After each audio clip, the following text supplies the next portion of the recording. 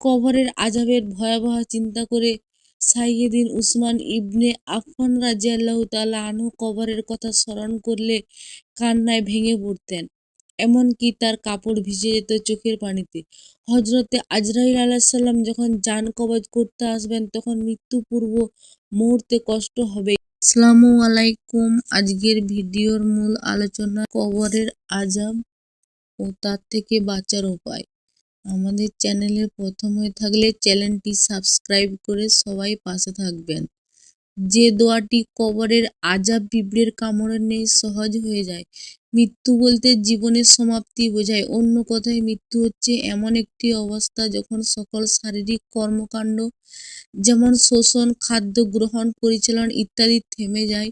দুনিয়ার জীবনের পাপাচারে লিপ্ত ব্যক্তিদের যারা তওবা করবে না, আল্লাহর রহমত অর্জন করতে ব্যর্থ হবে, তাদের জাহান্নামের শাস্তি কবরের জীবনে শুরু হয়ে যাবে। এই শাস্তি চলবে কিয়ামত পর্যন্ত। আর জাহান্নামের শাস্তি তো আরো কঠিন ও দীর্ঘস্থায়ী। এই জন্যই রাসূল সাল্লাল্লাহু আলাইহি সাল্লাম আমাদেরকে বারবার কবরের আযাব থেকে বাঁচার জন্য আল্লাহর কাছে আশ্রয় চাওয়ার জন্য উপদেশ দিয়েছেন। তিনি নিজেও নামাজের ভিতরে ও বাইরে কবরের আযাব থেকে আল্লাহর কাছে আশ্রয় চাইতেন। কবরের আযাবের ভয়াবহ চিন্তা করে সাইয়্যিদিন উসমান ইবনে আফফান রাযিয়াল্লাহু তাআলা আনহু কবরের কথা স্মরণ করলে কান্নায় ভেঙে পড়তেন। এমনকি তার কাপড় ভিজে যেত চোখের পানিতে।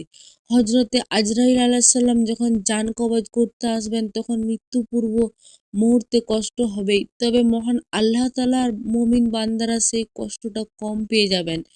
তবে আল্লাহ পাক বলছেন আল কোরআনে বর্ণিত ছোট্ট একটি দোয়া পড়লে মৃত্যু আযাব হালকা হয়ে যাবে। দোয়াটি আমরা সবাই আয়াতুল কুরসি বলেই জানি। দোয়াটি নিম্নরূপ: আয়াতুল কুরসি আল্লাহু লা ইলাহা ইল্লা হুয়াল হাইয়ুল কাইয়্যুম লা তাখুযুহু সিনাতুন ওয়া লা নাওম লাহু মা ফিস সামাওয়াতি ওয়া মা ফিল আরদ মান যাল্লাযী ইয়াশফাউ ইনদাহু ইল্লা বিইজনিহি ইয়ালামু মা বাইনা আইদিহিম ওয়া মা খালফাহুম ওয়া লা ইউহিতুনা বিশাইইম মিন ইলমিহি ইল্লা বিসআ মা ওয়াসি'a কুরসিয়ুহুস সামাওয়াতি ওয়াল আরদ ওয়া লা ইয়াউদুহু হিফযুহুমা ওয়াল আজিজুল আজিম। আয়াতুল কুরসি পড়ার ফজিলত: আয়াতুল কুরসি পড়ে বাড়ি থেকে বের হলে ৭০,০০০ ফেরেশতা চতুর্দিক থেকে তাকে রক্ষা করে। দ্বিতীয় নম্বর, এটি পড়ে বাড়ি ঢুকলে বাড়িতে দারিদ্রতা প্রবেশ করতে পারে না। তৃতীয় নম্বর, এটি পড়ে ঘুমালে সারারাত একজন ফেরেশতা তাকে পাহারা দেন। চতুর্থ নম্বর, ফরজ নামাজের পর পড়লে আর বেহেশতের মধ্যে একটি জিনিসের দূরত্ব থাকে, তা হলো মৃত্যু, এবং মৃত্যুর আযাব এতই হালকা হয় যেন একটি পিঁপড়ের কামড়।